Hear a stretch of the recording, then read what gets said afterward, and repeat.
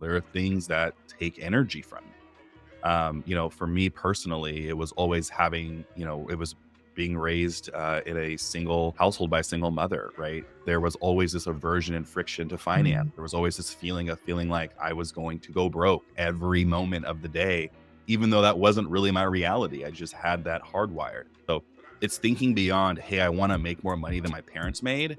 It's, hey, I want to treat the next generation better than my parents treated me and also set them up better than potentially my parents treated me. Now, not everyone has those issues, right? But I would argue that we all have something that we can improve for the next generation, and that's really what that is a call to. Welcome to Pinnacle Code, where we spotlight excellence in the culture. I'm your host, Ben Arthur. Super excited to be joined by my guy, Kahlil Dumas. He is a serial entrepreneur, successful podcaster, and business advisor. He is very well regarded in personal finance circles in the creator economy. He is the CEO of Unstucked, the Unstucked podcast, which helps people burst through debt and establish a financial legacy for themselves and their family. Kahlil, it is so good to see you. It has been several years. How's everything been? Hey, thanks for having me. Everything's been, good. I know the world's a little crazy right now, so Yeah. really, really just trying to support community and speak to really smart, bright people like yourself. Well, I appreciate the compliment. And Absolutely. just for those of you listening, just so you have some background. So Kahlil and I went to college together at the University of Portland Go in pilot. yeah, go pilots. Yes, sir. But we went to school together. He was a few years above me, but we did have some mutual friends, and always got good energy from him. And honestly, going to school in Portland, like there weren't a lot of black kids on campus, and I think a lot of us just kind of Yeah, knew of each other and knew each other, and so this is a good brother we have on the pod today. Again, appreciate your time, Khalil, and let's kind absolutely. of dive in, right? Let's So do it. I know you're from the Bay Area, so I Yeah. wanted to ask you, what do we maybe need to understand about your upbringing in Oakland, specifically to understand who you are as an entrepreneur today? Yeah, I appreciate that question. It's a really thoughtful one. Growing up, I think really your environment matters. I know everyone, focuses on the city. Oakland is a city that I always say is very much misunderstood, which was a piece of the reason why I now live in Portland because I felt this kind of same energy between cities. They had a lot to offer, but the media kind of spun its own story about the city. Really Oakland and my family too is a story of triumph, a story of overcoming Mm. against the odds. And so I've really taken that mentality into every room that I go into, not judging a book by its cover, really getting to know individuals, getting to know community before I, put my own biases on it. And so that's really what Oakland has done for me. I would say more importantly, my parents had a really big influence. My dad was an entrepreneur, very much be your own boss. He said that at nauseum, almost like don't work for anyone. Whereas my mom was like your quintessential, more traditional career climber. She was an attorney, so it was really great to kind of see those two worlds. And I very much have found a nice synergy between the two by again just taking people's stories at face value, but also digging a little bit deeper. So that's really the big impact that Oakland's had on me. It's been very interesting to watch not only Oakland but now Portland kind of go through its trials, but also come out on the other side. So really, again, those are some of the lessons I learned from being from Oakland. I see. And so I've heard on like a video or two you say that you always felt like you were maybe destined for entrepreneurship, or you use some kind of wording Yeah, along those lines. Is it because of your dad, as you said? I think you said he yeah. was kind of he thought that way, had an entrepreneurial brain. Was it because of him? Like what exactly maybe shaped your mind in that regard? He definitely planted the seed of curiosity. But as I got older and started to have my own experiences, not only in corporate working for big companies like Nike, but also scaling and selling startups, really at the end of the day, what we look at, right, from like a corporate job is like this stability, which I love stability. I was Mhm. something that was why I kind of started my career in corporate was because you kind of need that stability. You need the ability to have a dependable paycheck so you can pay off debt, so you can save money, so you can right? Have good credit so you can apply and buy homes, right? There's a lot of things that corporate serves. And what I've started to learn through my experience, I've been through a couple layoffs, I've been through, right, some things that have kind of shown me, maybe why my dad was so adamant about kind of how he approached it Mhm. was really at the end of the day, stability is an illusion, Mm, no matter really where you're at in life. And so I really took that to heart and I thought, okay, well, if this is going to happen, how do I start to learn more about entrepreneurship? Because the big questions that people have, right, are like, how am I going to save for retirement? How am I going to get healthcare? But also, how am I going to, project and get a stable income that I know is predictable? And so that's really what this journey of entrepreneurship has taught me how to do all of those things, how to have a self employed 401k, how to have health insurance through the marketplace so that I can make sure that that's not something that's causing some instability, but also learning how to write contracts and project out income so that I know how much I'm going to make in a given quarter or a given year. So I always say that corporate isn't the answer for everyone. Sometimes the answer for someone is an ideal environment, and I see corporate as very much that. If you want that stability, if you want, right, quote unquote stability. But mhm, that was the biggest lesson was there really is no stability in corporate or in entrepreneurship. You mhm, have to start to really learn how to get comfortable in instability and trusting yourself through that instability. That's mhm. still something that I'm learning today. This is Yeah, why I have people around me that are constantly making sure that I'm not being the pessimist that I like to be, yeah, making sure that we're counting our small victories, making sure that we have a community that supports us. But that's something that I teach my mentees now. When you come in, and I think you remember this even when you come into the workforce, you're bright eyed and want to change everything, but you quickly start to learn that it's a little deeper than that. yeah. No, that's wild. Yeah, that's a really, really powerful insight, that there is really no stability.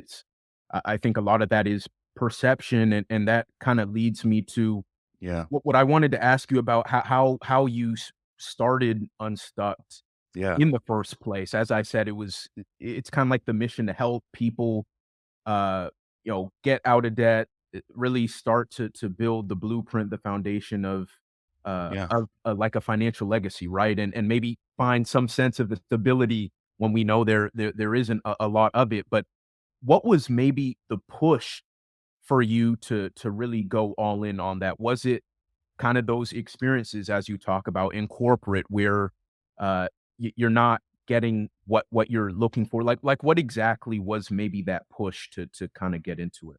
I love this question, and it's a little bit of a long-winded answer, but I'm gonna try to get it as concise as I can. Unstuck specifically started back during the pandemic when TikTok came out, and I remember watching a couple of friends go viral, watching a couple of friends who had been, starting their platforms really find a new leg with this new platform. So actually, Unstuck started with like, "Hey, let me make a really terrible TikTok." I didn't really say that at the time. That's just kind of how it turned out because I had never made one before. I was like, "Hey, let me just make a TikTok and just see if I can find some remnants of community. See if there are people out there who feel this gap between their potential and their reality."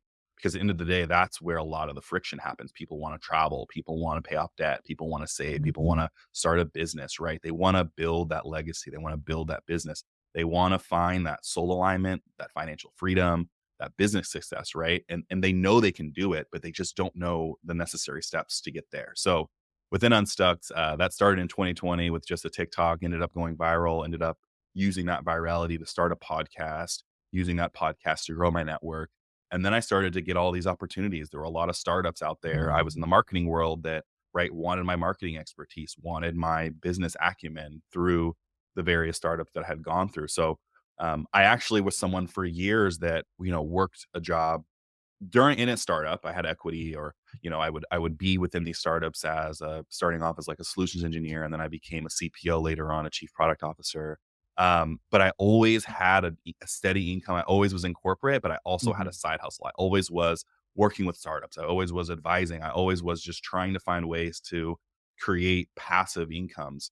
And so that was very much my environment for years and years. Working within startups, but also using that time to create content, to build an email list, to start to figure out what a sales funnel is and how to build one of those. And so, actually, to answer your question fully, very recently, I actually just left HFK, which is kind of my last kind of corporate esque job. And Mm, now I'm actually full fledged into I have a startup called One and One. It's a wellness habit forming app that teaches people through gamification how to build better habits. Because at the end of the day, people feel stuck because their habits don't align with their potential. Mm, That's a huge gap, right? If I'm someone that wants to start a business, but I don't have the systems or the support or the habits to building that support or those systems in place, I'm not going to get there. But the good news is it's not rocket science. It just takes consistency. And so through our platform, I define a lot of things or try to redefine a lot of things, like what generational wealth means. It's not just money. It's taking the time to, dissolve some of your generational trauma. That's a really big piece of the platform. Another thing is learning how to take what you know right now and get started for just 2 minutes. And what that does is that kind of lowers that barrier of mhm, entry, that overwhelm to just get you started moving in the direction we know you can go in. And so that's really been my ethos through Unstuck, but also through One and One, the wellness habit forming app, which you can find in the Apple Store.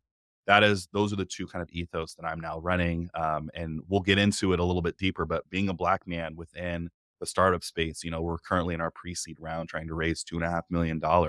That's challenging when you walk into these rooms and you're really the only black person in there. So the yeah. challenge has been actually trying to find people with the same ethos and people that look like me to support the mission and to help drive it forward.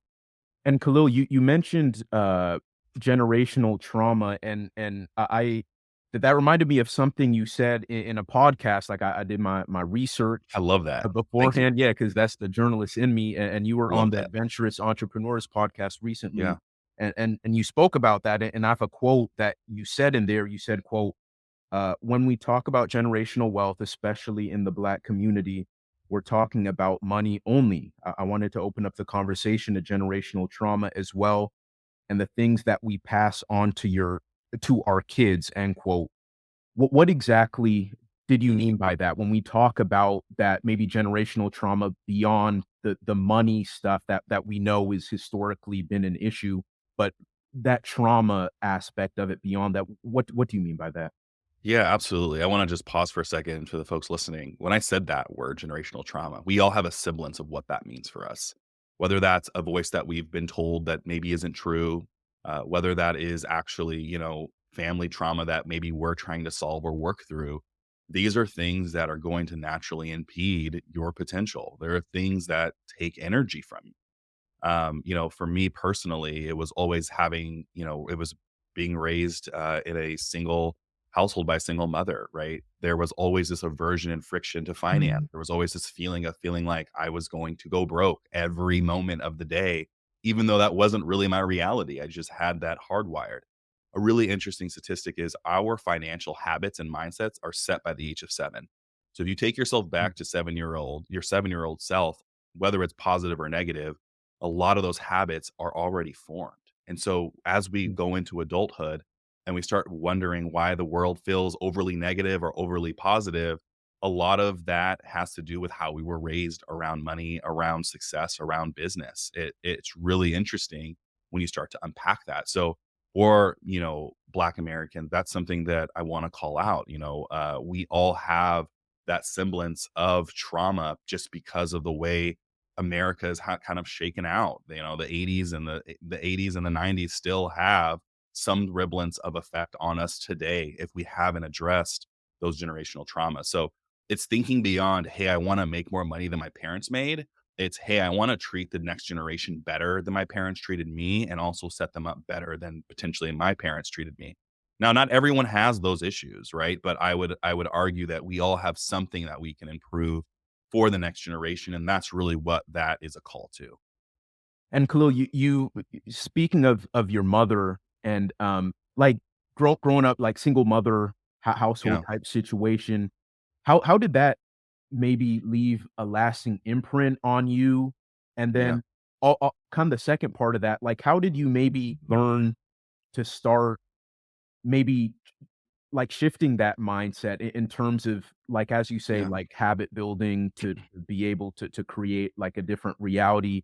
What maybe gave you the wherewithal to think like that? Because we can both think of, like, a number of instances where, like, someone yeah. else is in a situation like you were in, but it breaks them, right? And it Mhm. kinda has that generational, type impact in terms of their kid and then their kid's kid, and like it's just kind of this issue for forever. Yeah. But like it sounds like you've been able to find the wherewithal to like have a different mindset, and what you've done with Unstuck and your app and all that. Like Yeah. there's clearly been a mindset shift. Uh, Yeah. what did it take for you to get to that point? That's a wonderful question. And it's a culmination of a couple of things. I think first and foremost, from a very young age, I've realized that I'm very much divinely protected, but also very much have always felt like that's was my purpose, is to bring clarity to things that are maybe confusing or hard to uh, understand. So that's really what I was able to do, was okay, take something that I know majority of people struggle with, which is their finances, which is how they see themselves, and start to make that a little less scary. For me, it was really trying to bring awareness to these situations through journaling, through just not being afraid to talk about it. That's why I love the power of social, is just to start a dialogue, even if you don't know where that dialogue is going to head or who it's going to impact. That's been the beauty of it, is showing that there needs to be someone out there in the community that's a little bit more brave to say the things that we're all feeling, even if it's not fun to talk about it. And so that's really where I've found my confidence in talking about these things, is getting on shows like this and hearing the reception from it. Like, oh my gosh, like this is something that I've been struggling with, but never really had the verbiage to fully understand. That's really what I've heard, especially in the Black community when I go speak at schools, and also when I just go speak in general, is I've always felt this problem. I've always felt this friction internally, like I mentioned, this gap between my potential and where I am, but I've never really been able to articulate exactly what that is. And so that's, as I just time and experience too has really helped me feel confident with talking about the need to heal generational trauma, for talking about and bringing a light to the things that I needed to improve on, and talking about that with my family and friends, and not being afraid of being judged for it.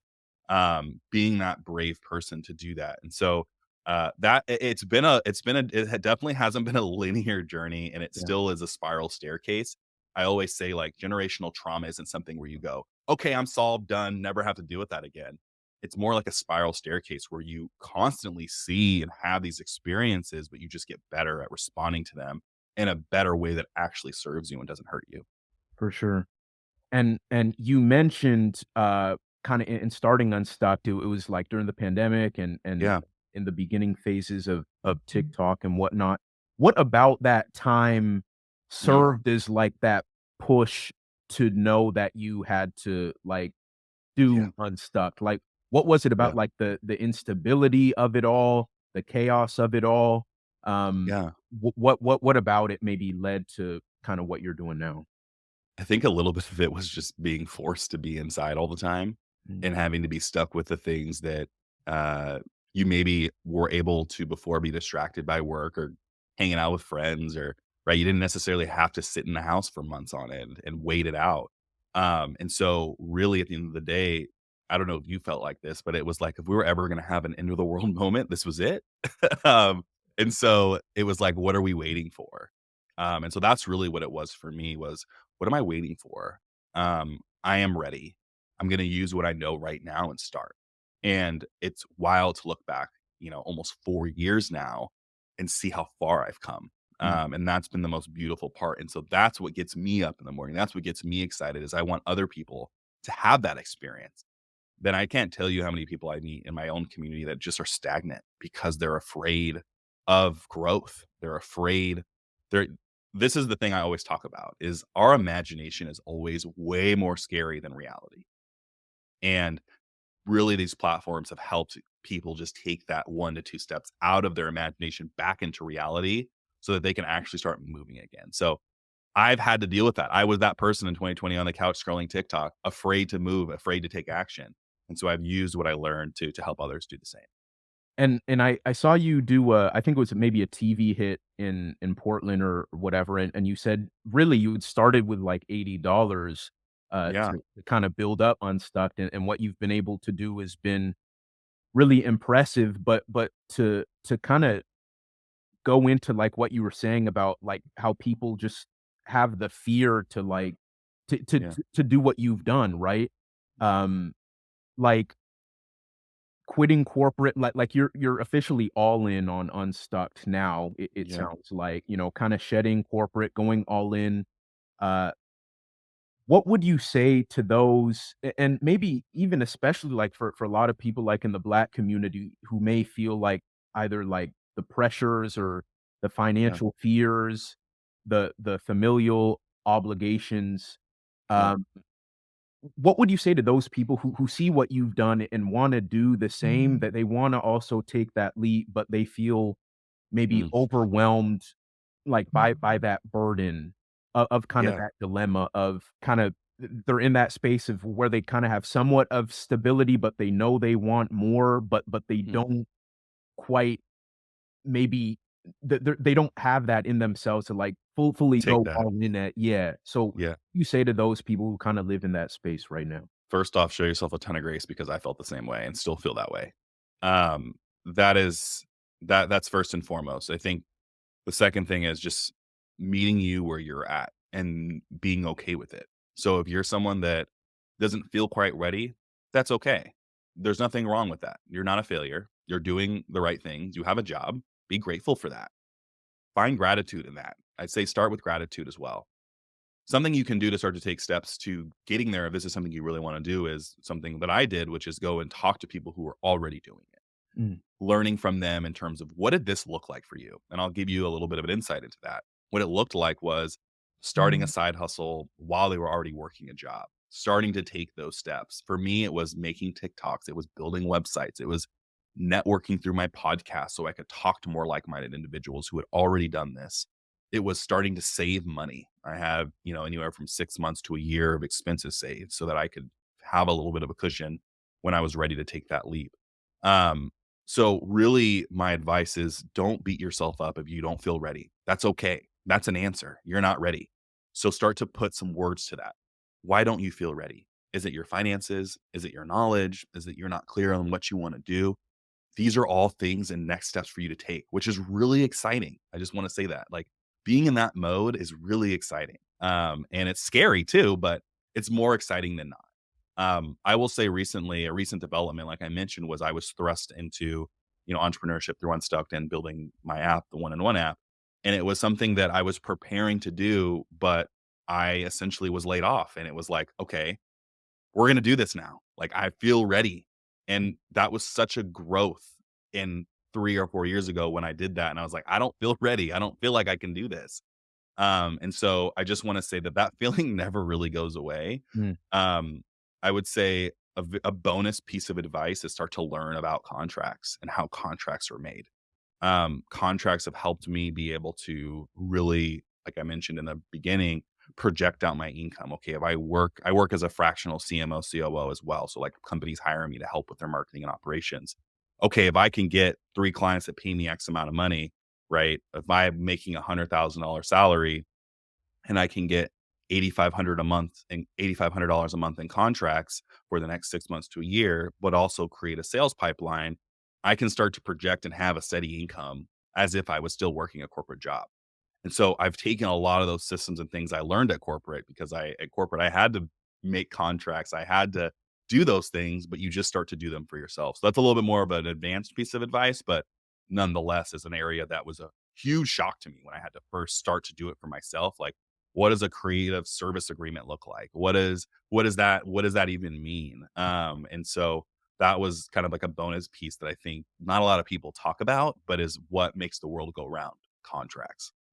Yeah, and so kinda going off of that, Khalil, like, we hear so much about, like, I think with successful people, like, with successful entrepreneurs or whatever, like, there's that balance between, like, what you can do and also, like, delegation to in Mm, order yeah, to, like, scale and whatnot, and it seems like, you're at a point now where you're able to scale more, it yeah, sounds like, and, absolutely. like, so what's maybe the balance of, like, skill acquisition and delegation, Yeah. so, like, what's kinda maybe that medium, and how has that maybe worked for you?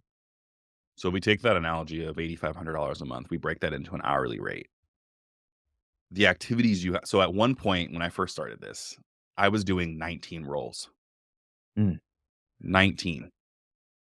from sending emails to creating content, to editing videos, to recording podcasts, to building websites, to building a sales funnel, to creating internal right. And my list is going to continue as a ramble. But it's to show you that at first I kind of had to do a little bit of everything. And then I got strategic. I started to think about what activities am I doing that bring in money? Network, writing contracts, continuing to build my skills and learn.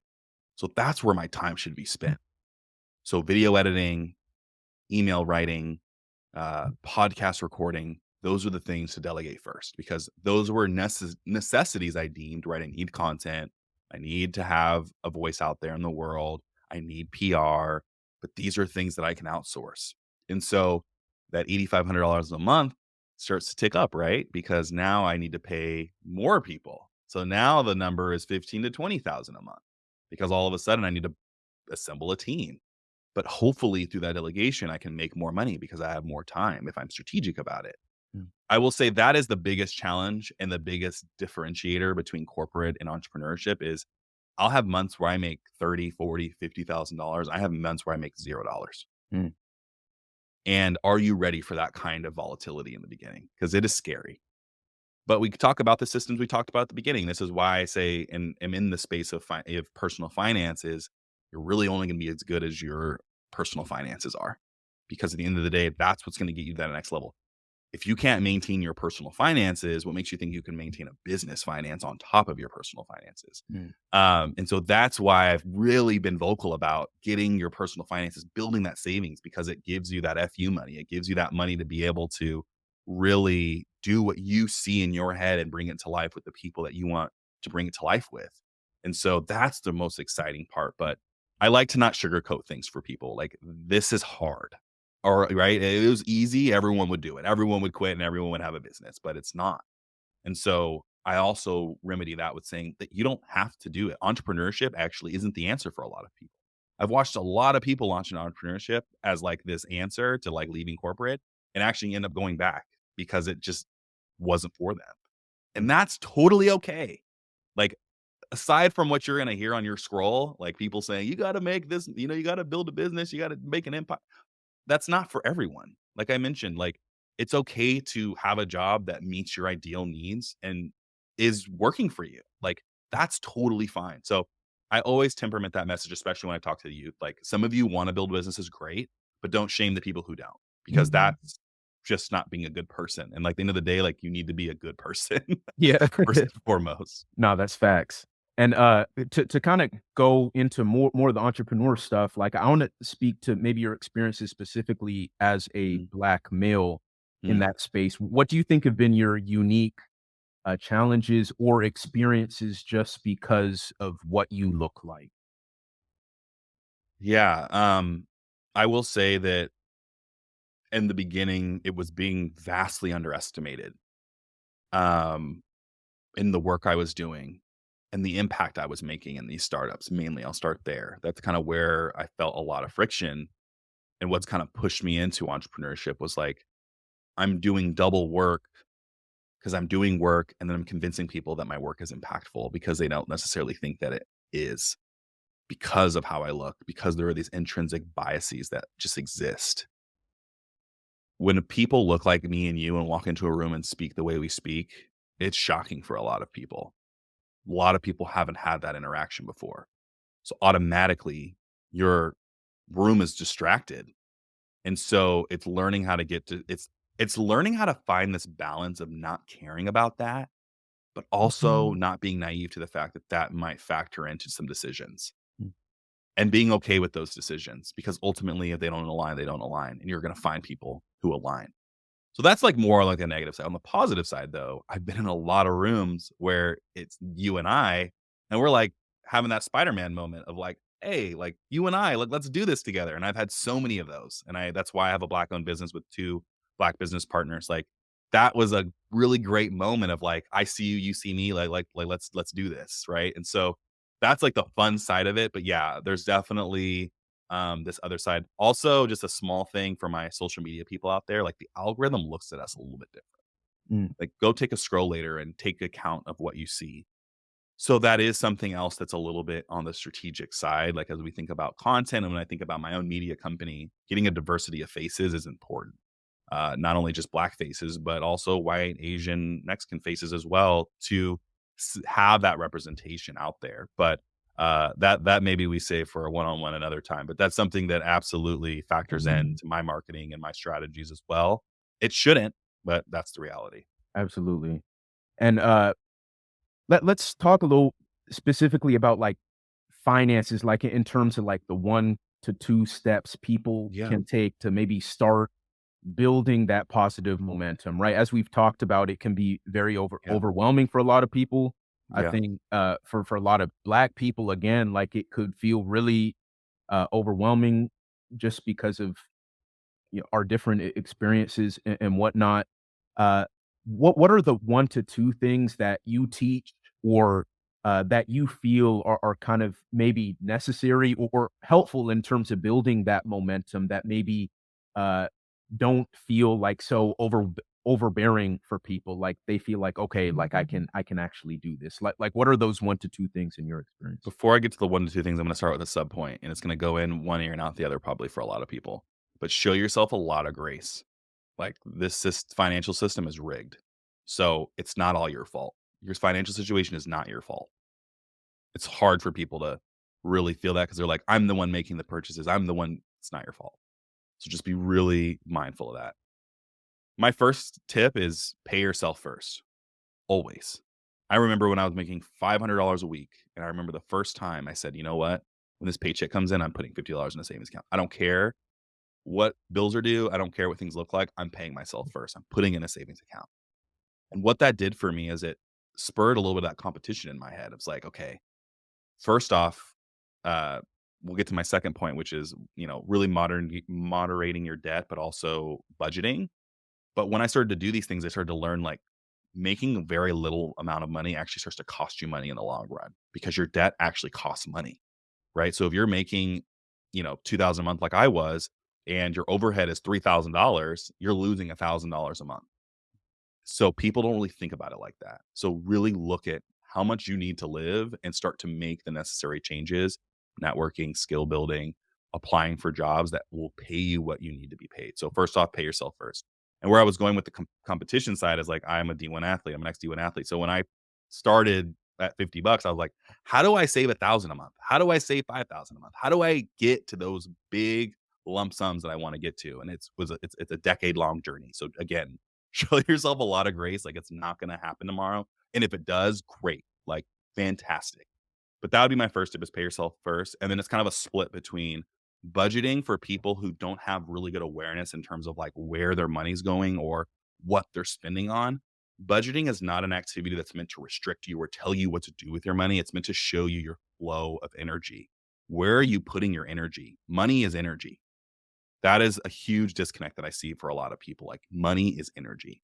There's a reason why people who have a lot of money seem to be everywhere, seems to like they have a lot of energy because they have that for themselves. So, by budgeting, you're able to pay yourself more, which in within that step is start to build that emergency fund. Start to think about, "How do I get a backlog of money so that when those emergencies happen, I'm not dipping into I'm not dipping into debt to pay for these things." But again, for my young folks out there, like this shit takes time. I know it's frustrating. I know it feels like it's impossible, but take it from a millennial who's been through now 3 recessions and multiple economic meltdowns. Like if you can just start your systems, like think about it like a car. If you can just start these engines, Mhm. they will eventually upgrade and get going quicker and quicker and quicker, and it'll be easier and easier. But at first, it's gonna feel really uncomfortable. So pay yourself first, budget, use that budget as a means to build up an emergency fund and start to tackle your debt. Yep. And that's kind of that momentum, that energy as you talk about, like Yeah, those mega rich people, whatever that we see, like yeah, they've had these systems in place that yeah. enable them to eventually get to a point where it kind of starts to compound, right? And it just uh Like we mentioned, even when I think about even like my future kids, like giving them a nest egg when they yeah, start, right? Like a lot of us didn't have that. I didn't have that. Like my parents paid for school. My parents did a lot for me, and I'm really grateful for it. But there was just a lot of things they didn't know. and that's kind of the gap I'm trying to mend is to your point, like some people get a really big head start. I went to private schools at the end of my schooling and I had classmates that when they graduated college got $100,000. Like, whoa, Mm. that's crazy. They came out with no debt. So that's when I go back to like the system's a little bit rigged and be really gracious. Like we're having to overcome a lot more. So really, really being gentle on ourselves because the world's not going to be. So like we have to show ourselves that grace, but also take action. For sure. And Khalil, we've talked about your platform Unstucked, but I wonder, do you feel, are you unstuck today, or do you feel like maybe that's a kind of a constant process, constant journey that you're on? Like it's maybe Yeah. something that never maybe ends. How do you maybe perceive the name of this platform that you've created? It's intentional that my platform is UNSTUCKKD. Uh, it's something that'll never end. It's a human condition. Being stuck is just something we all feel, no matter if it's money, it's family, if it's ourselves, right? Like this is a constant state of friction. That's just what it is to be a human. What I'm really trying to help people with is equip them with the skills to deal with that spiral staircase of meeting those obstacles and challenges over and over again, right? But getting better at how we respond to them, getting better at how we solve them, getting better at how we speak to ourselves while we're solving them. So to answer your question, which is a wonderful question and one that I talk about a lot, is like it is a little bit of a constant. Like there really isn't going to be a day, or I should say, isn't going to be a year where you wake up and you never have an issue, or you never feel stuck, or you never Yeah. feel conflicted, or you never feel overwhelmed, or you never feel like you're an imposter. Like the whole point is to get better at, okay, when I wake up and don't feel great, here are my systems to, brave through. But again, sometimes you got to feel through it. And that's why we're here as a community to help you do that. Where do you want to take Unstuck? Like, where do you see it being in maybe 5, 10 years? What's kind of that vision Yeah. that you have for your platform? Yeah, I appreciate that question. It's really a community at the end of the day. So really getting a bigger audience, continuing to grow the audience. Right now, we're at about 50,000 people. So trying to get that audience to be bigger, but using what I'm learning here and using it as synergy for the startup one-on-one or habit forming app to really teach people how habits impact that feeling of feeling stuck. So starting to like bridge those two things together and getting it into technology so that we can use tech to our advantage to start to rebuild our habits so that we have technology to work with us and for us, not against us. And so that's really what I see the vision. Obviously, being a top recognized podcast, being a household name, like these are the goals that I have. But at the end of the day, the biggest one is making big impact, and big impact means reaching millions of households, and that's my goal. That's awesome. Khalil, where can people find you on social media, and how can they tap into Unstuck Yeah. and everything you're doing with that platform? You can find us on pretty much any social platform, but primarily TikTok and Instagram at Unstuck. It's Unstuck KD. So there's two Ks there. You can go to unstuck.com and also download the one on one app on the Apple Store. We're working on getting it in Google Play, but right now we're only in the iOS store. Awesome. Well, for all you listening, all that will be in the show notes as well. So be sure to tap in with my guy. But final question for you, Khalil, and Yeah. thank you so much for your time. I know you got a lot going on. Um, but this kind of a big question. But Yeah. what does Black success mean to you? Ooh, that's good. Black success. I'll tell you just a short story. I will always remember being 13 watching Barack Obama accept the nomination for president. Black success to me looks like a community of Black folks lifting each other up like we're doing on this show. It's really easy to think about Black success and money. We all have those aspirations, but at the end of the day, it's continuing to strengthen our community to help one another be more joyous, but also build generational excellence. So that's what Black success means to me. Awesome. Love it. Appreciate all you guys for listening. Thank you to the guests, Kahlil Dumas. Be sure to check him out. Subscribe to the show on YouTube, and you could find Pinnacle Code on across all social platforms. Until next week, I'll see you guys soon. All right. Peace out. Thanks for having me.